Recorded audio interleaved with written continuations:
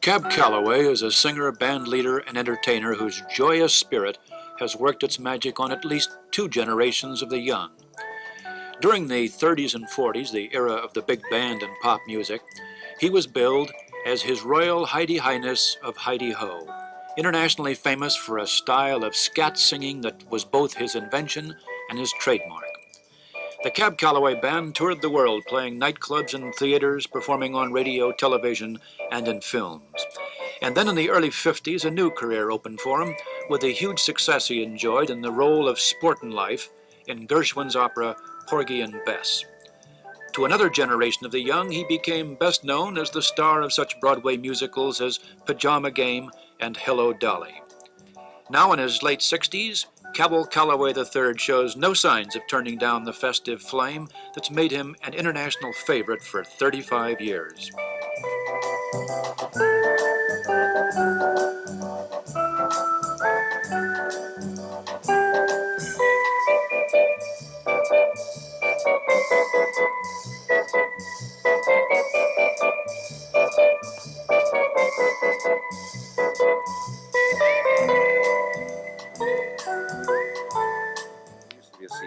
Starting in the spring. And Mr. Calloway, you've not stood in front of a band and led a band for about 15 years, and you're, of course, very famous for that, but you still continue to entertain, even though you're not playing in a Broadway show. You're playing a nightclub with an act.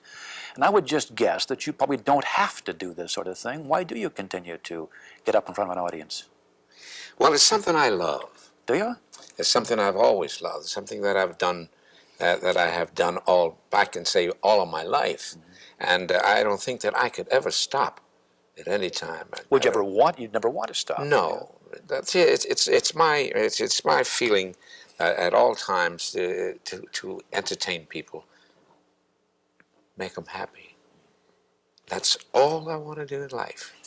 And when I can do that, I'm happy. And if I can't do it, let's forget it. Do you have nights when you think it hasn't quite happened, or does it always seem to happen with the audience? It always seems to happen when I'm in front of an audience. Always. And never fails.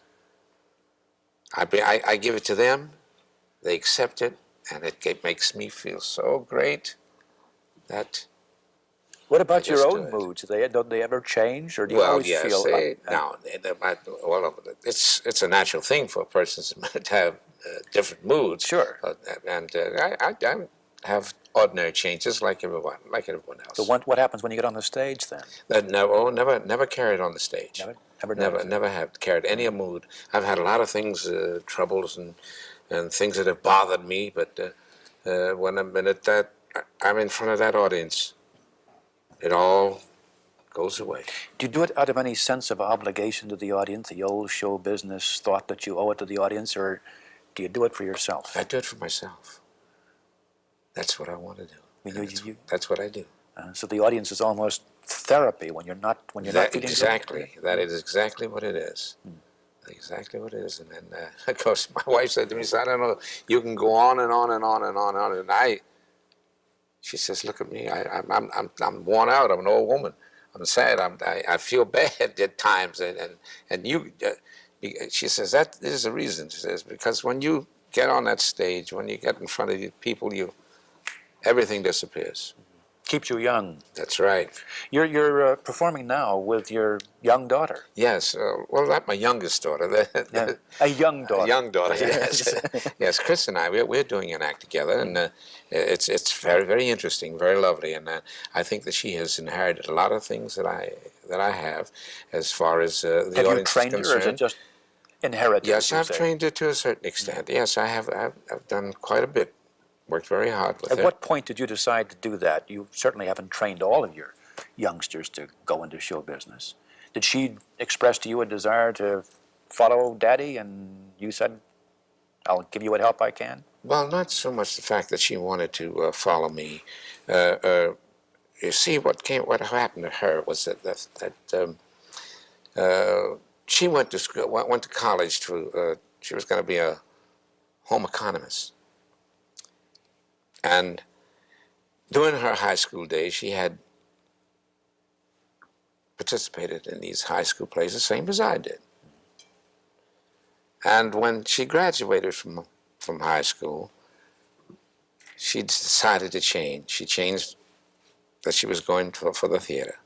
She went to Boston University, and she was studying the theater. And then she came out of Boston, and she didn't follow the theater. She didn't? She didn't, no. She went along, and I shouldn't say that she didn't follow the theater, because she was in Hello Dolly with me, and also in Pajama Game. But it was doing Pajama Game, I mean Hello Dolly, that she sort of. Oh. How do you bridge that generation gap in your act?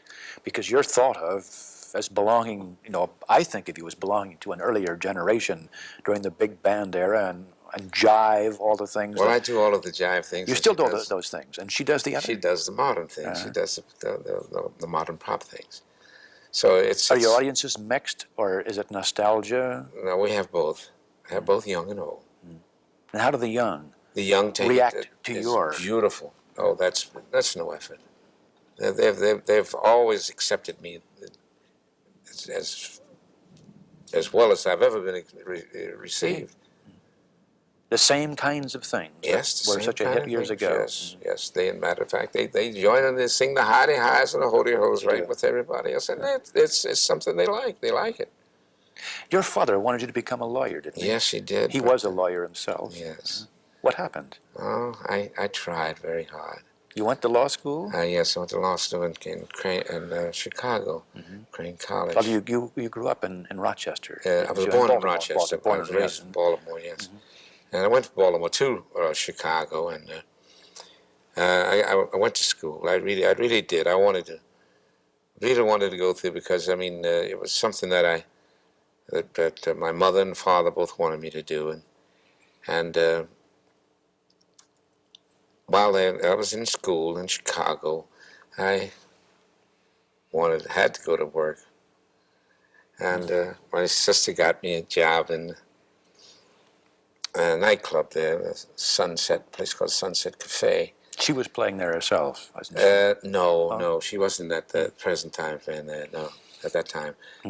She just brought me, she was in a show when she brought me to Chicago.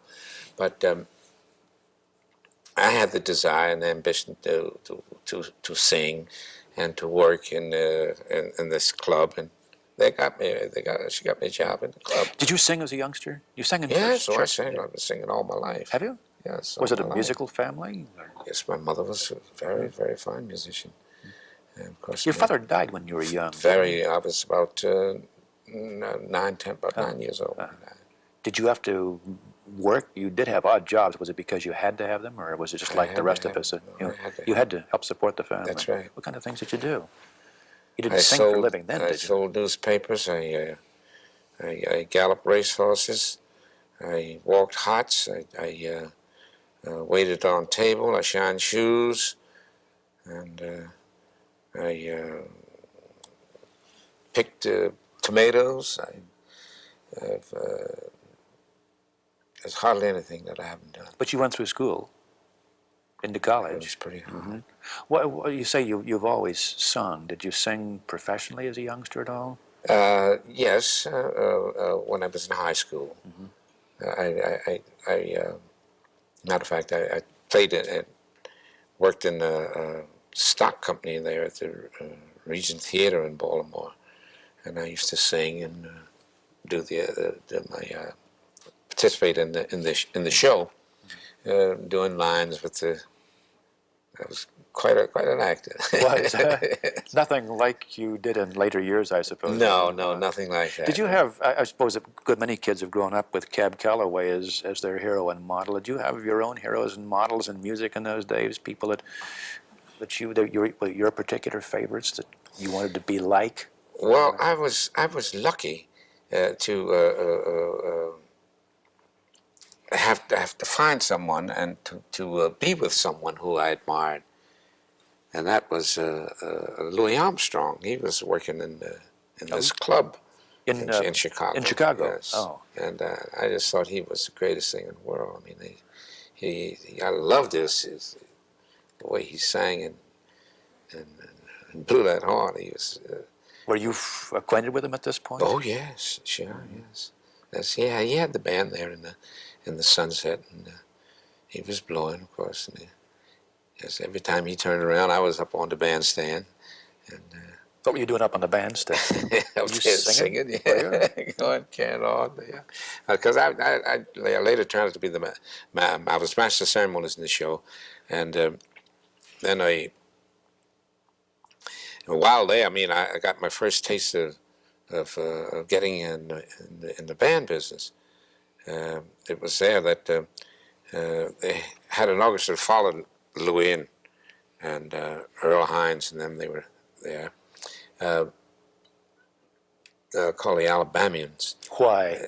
And You were from Baltimore and Chicago. Why'd you call it the Alabama? No, I didn't call it the Alabamians. The band was already organized. The band came in. I see. It followed Louis Armstrong, and to play the show was a different band, but the name of the band was the Alabamians, and it was a incorporated band, and they had the leader.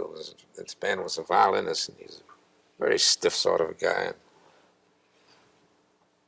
he couldn't make this band really cook the way it should. You see, so. I always jumped up in front of the band and gave it the business, and I would be carrying on. And so while we were there, I stayed with this band and I worked in there for quite a few months. And they finally decided to let the band go, and then I told them that, the guys, that I'd go with them if they did. Take me to the band as the leader and the conductor. And so they agreed, finally agreed. They let the band leader, the leader go, and then I took the band over. And became your band then? No, it was still the Alabamians. Still the Alabama, but you were the leader. Calloway didn't mean a thing. But it was with this band that, and when we came out to Sunset, I mean, we were playing around Chicago there at different ballrooms, Cinderella Ballroom and the Mary Garden Ballroom and the Savoy Ballroom, all those different places around. And we got a shot to come to New York, play in the Savoy. That was the big time. Yes, that was it, because that's what we really wanted to do. I mean, because everybody they had to get to New York. So were you an instant hit? Anyway, we got this. We came on into New York to the Savoy Ballroom, and we got to the Savoy Ballroom. That was, of course, that was known as the land of happy feet. It's where everybody really knocked themselves out dancing and whatnot. And we had this strictly jive music, this jazz that they danced to, and with that beat. And this band, we didn't have it. What happened? What happened? We only stayed there 2 weeks, because when we opened, we had our 2 weeks notice right then that we were finished. So that's what exactly happened. So you weren't in the big time in that particular step, were you? No, but during the course of our time there, I mean, we were trying to play this jazz that we should have been playing for these dancers. We sort of got into it in a bit, but anyway, it wound up with a battle of jazz between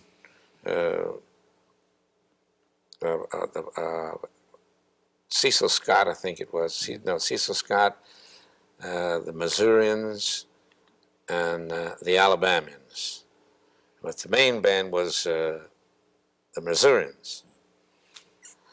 So the Missourians had a leader in front of their band his name was Lockwood Lewis. He was sort of the same type that was in the, before the Alabamians. But and through this battle of music, of course, I mean, it wound down that the Missourians outplayed the Alabamians, and the leader outdid their leader. The Alabamians' leader outdid them. I see. You came out ahead on that one. That's right. You went, oh, excuse me. And it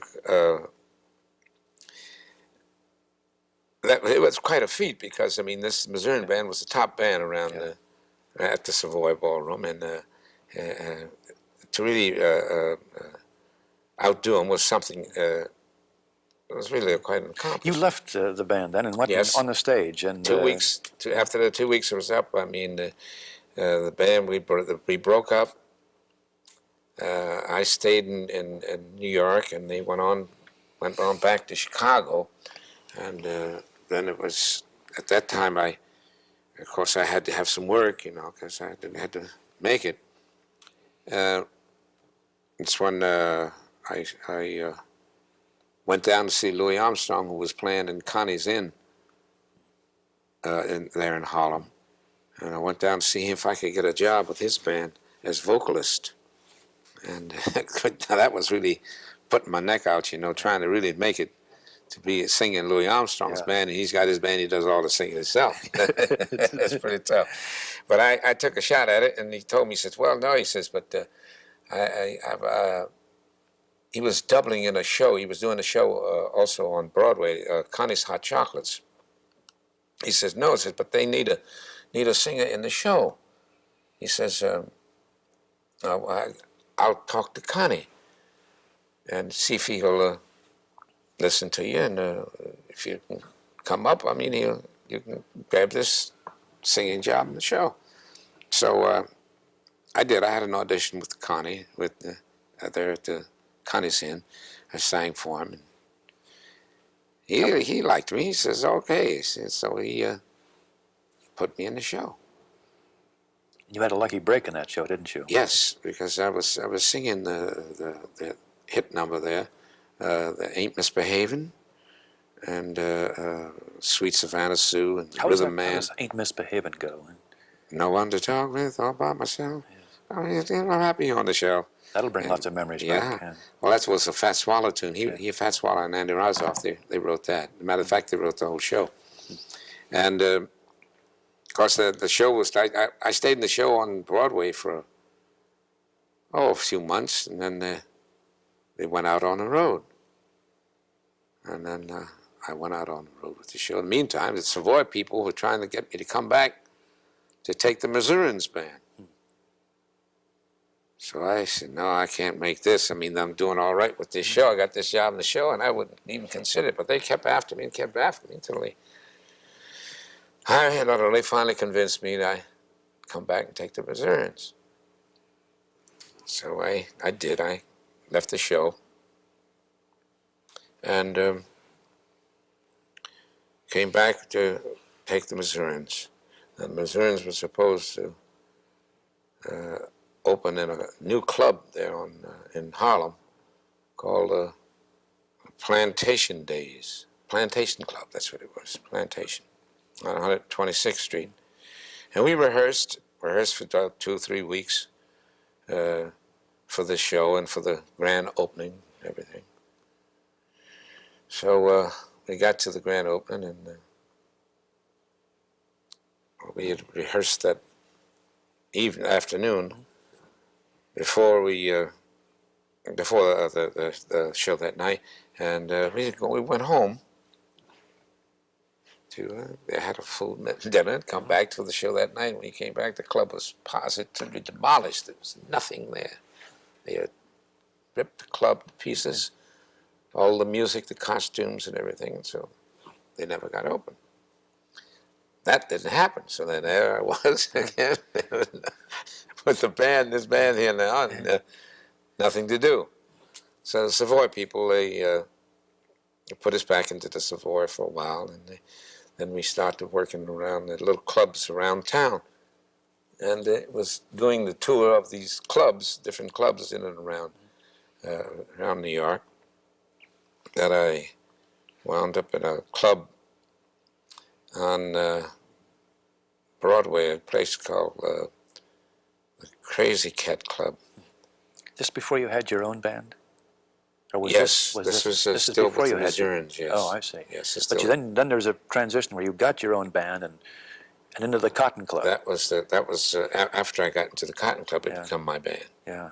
And it was at the Cotton Club where you played for 10 years that your fame really began to blossom, and you alternated with Duke Ellington in those days. That's right, that's right. And that's I guess you became famous for St. James Infirmary during those years. St. James Infirmary and Minnie the Moocher. Then it was Minnie the Moocher that came Kicking along. the gong around. But you wrote Minnie the Moocher, yes.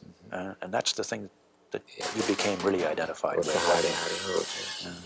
How did that Heidi Heidi Ho begin? Well, that was really an accident. I rehearsed this number with a song that I was going to do with the band, and when I did the song that night in front of an audience, I forgot the lyric. Really? And I just threw in the skip the Heidi Ho, and gee, that was so great. I mean, it was just a big thing, just a thing, you know. So then Jimmy and I said, well, this is something else, and I'll try this again. So I tried it, and it was, so then I needed a theme song to come on the air, on radio, you know. So I said, well, I think I'll write a song for a theme song.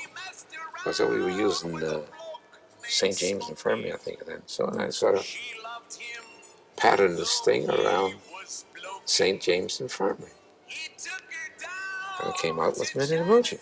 And he showed her how to keep on messing around. Heidi, Heidi, Heidi, Heidi. Heidi, Heidi, Heidi, Woody, Woody, Woody, oh. Heedy, heedy, heedy, hee. Heidi, Heidi, Heidi, ho. She had a dream. Do you recall the first night that you did that and the reaction of the audience? Yes, it was a thrill. It was it was the greatest thrill I've ever had. Was it? The greatest I've ever had. And when I got the audience to join in with it, oh, gee, that was something. Was that a spontaneous idea to get the audience to join in? Well, I had the band. See, the band used to sing the answers. And then I later got the audience mixed up in it. Wonderful. And then, of course, Minnie's been good. It's been good to me. She's carried me a long, long way. Audiences still call for it, don't they? I still do Minnie the Moocher. Every night, every time I perform in front of an audience, I still do Minnie the Moocher. I wonder what accounts for the longevity of songs like that. They never seem to wear out, and a lot of songs do wear out. Well, I don't know. I can't tell you exactly how that happens or why it happens, but it's the song being part of me. I mean, it just keeps going because I keep going. Yeah. Mr. Calloway, you played in the revival of Porgy and Bess, not in the original. And yet I've understood that George Gershwin wrote that part of Sport and Life for you. Why didn't you play in the original? In the original, I couldn't play because it was my first trip to Europe. First time I ever went to Europe. And I had this contract to go there. Mm-hmm. And I wouldn't give that up for nothing in the world. And Gershwin had approached me. Mm-hmm. I said, no, I just can't do it. I can't do it. How did you feel when you finally stepped into that part? Did you feel pretty natural? Felt as great as I've ever felt in my life. I tell you, it seemed like I was just living myself. Everything that I've ever done, it was right there. Are there other things that you wanted to play on the stage? You've been in Pajama Game and Hello Dolly. Other things that seem to suit Cab Calloway that you'd like to step into? No, there's never been any part that I would like to have played. I don't know. I've played a lot of parts, but I haven't. I've never seen one that I said, "Gee, I'd like to be doing that one." No, I haven't. Never had anything like that. Do you still get the same thrill out of performing that you did in those days when you had this tremendous audience Yes, reaction to I you? do. I get the same feeling. You don't look back nostalgic because of those old days No, and say, I indeed. wish we had the big bands back No, and so no, forth. no, no, no, no. And they after me to get a big band and come back. Why wouldn't you? I don't know, because I'm doing all right. Well, I don't think that I want to do it, because it's I'm so wrapped up in what I'm doing now, and I've done it all now for so long. And it would be a nostalgic thing. I mean, to bring a band back. I tried it a few years ago, but I don't think I can. It isn't part of this time no, then. No, it just isn't. Just isn't. Is it important to keep up with the times? Oh yes, very, very important to keep up with the times. And I've kept up. I've kept up with How do you all feel the about times. today's music? Having Today's composed music, your own? I like the country music. I like the rock. I don't like that hard rock. I can't go too much for the hard rock, but just good solid rock. I mean, there are some good songs, some great music came out of rock and country, and I like them. I like them both, and I do them both. Did you have any one single break in your career that made it, or one single person that made that break for you? Well, I think that the break that I got was when I went into the Cotton Club with the band. That was the greatest break that I ever had. It was no accident, though. No, they actually wanted me in there, and then I went in, and then I was a hit, and I kept going from there. So that was my big break. But I was fortunate that I had the talent to go along with it. Thank you very To much. accept the bait. Thank you. Hey folks, here's a story about Minnie the Moocher. She was a low-down, hoochie-coocher. She was the roughest, toughest frail, but Minnie had a heart as big as a whale. Heidi, Heidi, Heidi, hi. Heidi, Heidi, Heidi, hey. Heedy, heedy, heedy, hee. Heidi, Heidi, Heidi, hi. She messed around with a bloke named Smokey. She loved him, though he was blokey.